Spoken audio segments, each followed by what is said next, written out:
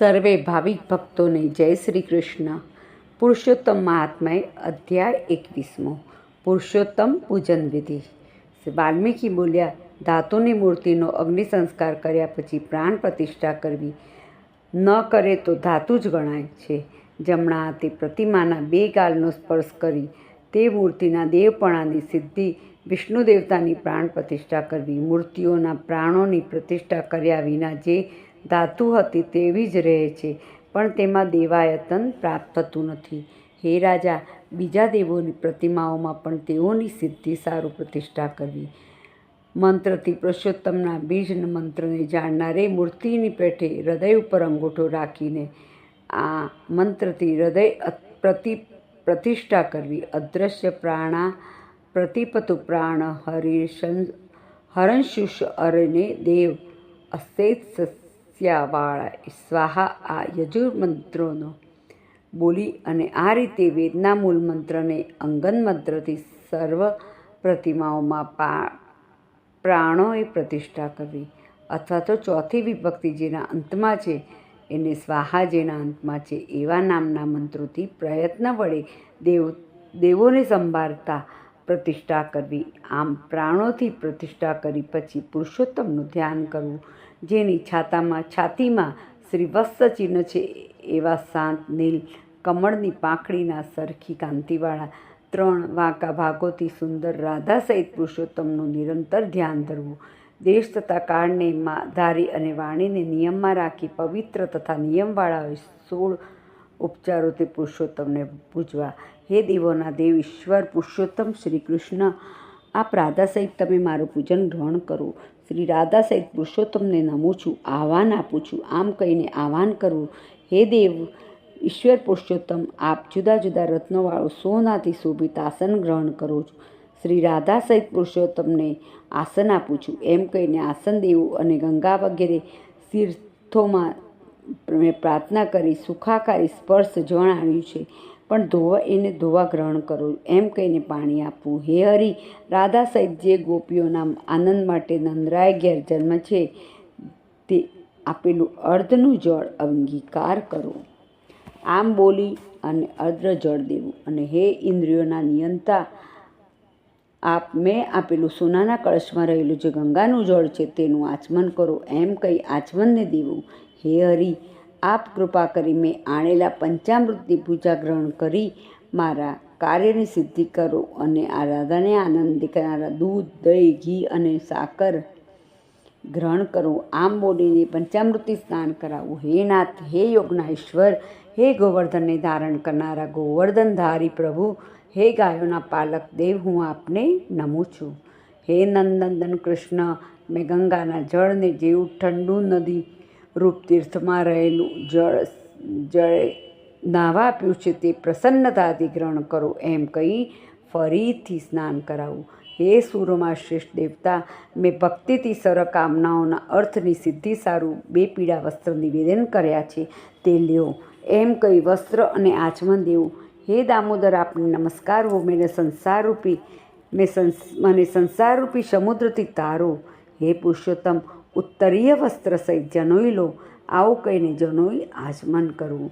હે સુરમાં શ્રેષ્ઠ સુગંધીવાળું અતિ મનોહર શોભિત સુખડાનું ચંદન લેપન સારું પ્રીતિપૂર્વક લો એમ કહીને ચંદન કરવું. હે પુરુષોત્તમ, મેં ભક્તિથી અતિ શોભિત કુમકુમવાળા અક્ષત નિવેદન દેવા. હે પ્રભુ, મેં પૂજા સારું માલતી વગેરેને માલ્ય વગેરે સુશોભિત પુષ્પો આણ્યા છે તે અંગીકાર કરું એમ કહીને પુષ્પો અર્પવા. પછી અંગોની પૂજા કરી નંદ યશોદાના પુત્ર કેસી દૈત્યને મારનાર અને પૃથ્વીના ભારને ઉતારનાર અનંત વિષ્ણુના રૂપને ધારનાર પ્રદ્યુમ્ન, અનિરુદ્ધ, શ્રીકંઠ, સકલ અસ્ત્રધારી, વાચસ્પતિ, કેશવ અને સર્વાત્મા એવા નામોની વિભક્તિ જેના અંતમાં છે એવા જગતના પતિની 2 પગ, ઘૂંટી, કોઠણ, જાંઘ, કેળ, ગૃહેન્દ્રિય, નાભી, છાતી, કંઠ, ભુજા, મુખ, નેત્ર, મસ્તક આ સર્વ અંગો પ્રત્યે ક્રમથી પુષ્પો લઈ પૂજા કરવી. એક અંગની પૂજા ચોથી વિભક્તિ જેના આત્મા છે એવા કેશવ અને વગેરે 24 મંત્રોથી બીજી વાર પુષ્પ લઈ એકમેક પ્રત્યેક અંગે પુરુષોત્તમને પૂજવા. વનસ્પતિના રસરૂપ શોભિત ગંધવાળો શ્રી સરદેવોએ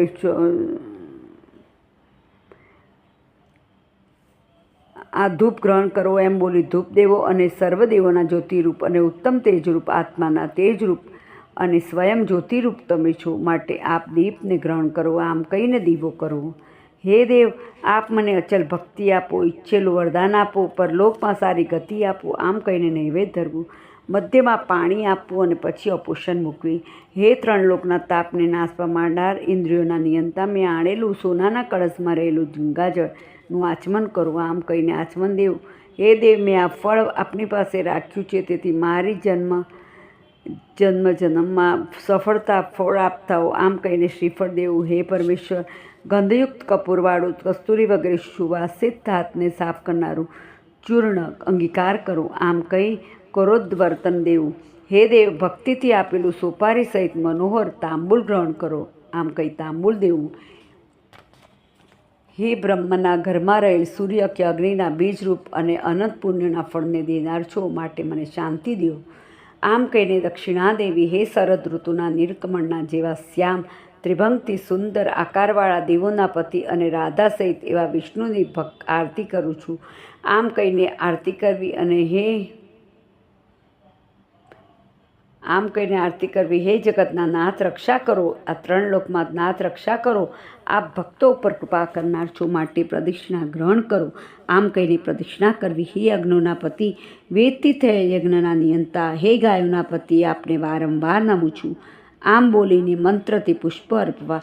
વિશ્વના ઈશ્વર, હે વિશ્વરૂપ, હે વિશ્વમાં થયેલ વિશ્વના પતિ, હે ગોવિંદ, આપને નમસ્કાર કરું છું આમ કહીને નમસ્કાર કરવા અને શ્લોકરૂપ મંત્રથી ભક્ત પુરુષોત્તમને ક્ષમા માગીને સ્વાહા જેના અંતમાં છે એવા મંત્રથી દિવસે દિવસે તલનો હોમ કરવો.